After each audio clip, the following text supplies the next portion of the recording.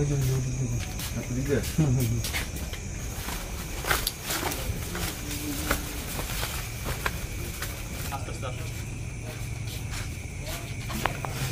জায়গাটা যায় এইগুলো হচ্ছে যে এখানে যে চারদিক থেকে এখানেই করা এর ভিতরে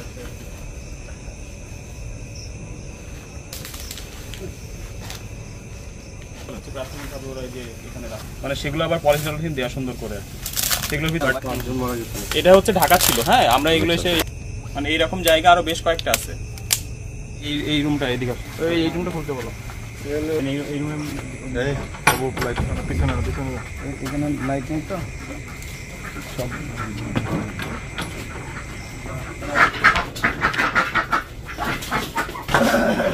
হাতের ওই লাইটটা বন্ধ করে দেন। হ্যাঁ আসতে স্যার।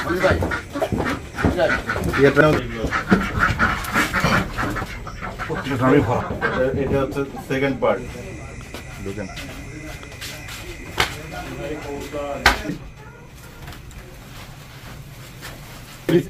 মেডিসিন দিলে এটা সাদা হবে, সাদা হয়ে তারপর বোতলে ভরবে। রেডি হয়ে গেছে, রেডি। এর মধ্যে নৌছো তো এক সময় মানে কিছু আছে উপরে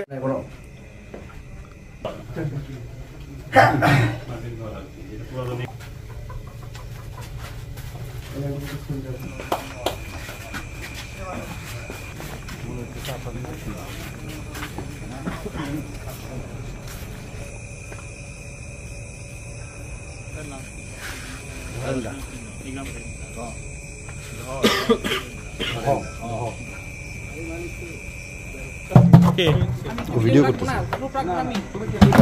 করো ভিডিও সমস্যা কি? ভিডিও দেন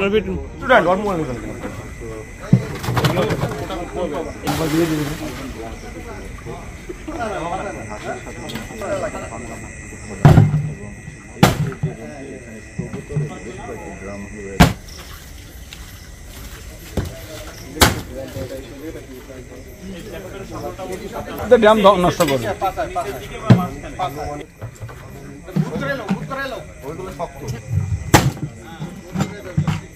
ওইটা ফাটা, ওইটা ফাটা, ওইটা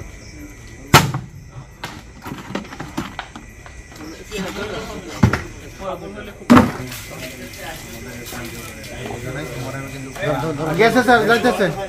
হ্যাঁ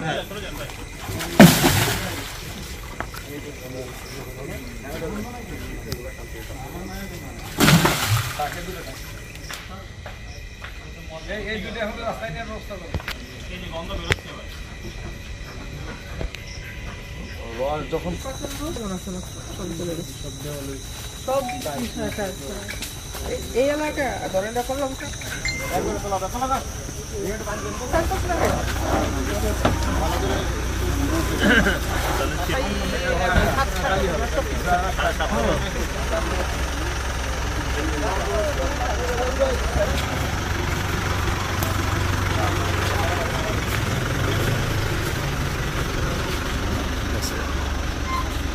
আমি squad leader Mohammad Nazmul Islam, company commander. তো আমাদের গোপন সংবাদের ভিত্তিতে আমরা এখানে আসি যে এখানে একটি কারখানা রয়েছে মদের, দেশি মদ যারা উৎপাদন করে বিভিন্ন ধরনের কেমিক্যাল ব্যবহার করে। তো সেই তথ্যের উপর ভিত্তি করে আসলে আমাদের এখানে আসা এবং তারপরে আমরা পাশে আরেকটি ঘর পাই। তো সেই ঘরেও আমরা 4টি ড্রাম 50 লিটারের সব মিলে মোটামুটি টোটাল 500 লিটারের মতো আমরা বাংলা মদ দেখতে পাই। তো দেখার পরে আমরা এখানে আমরা প্রায় 300 থেকে 350 লিটারের মদ মতো আমরা এখানেই নষ্ট করে ফেলি আর কি, এবং বাকি 150 থেকে 200 লিটারের মতো আমরা দেশি মদ যেটা জব্দ করি। এবং আমরা এ পর্যন্ত একজনকে গ্রেপ্তার করতে পেরেছি যে আসলে এই মদ উৎপাদনের সাথে ওতপ্রোতভাবে জড়িত।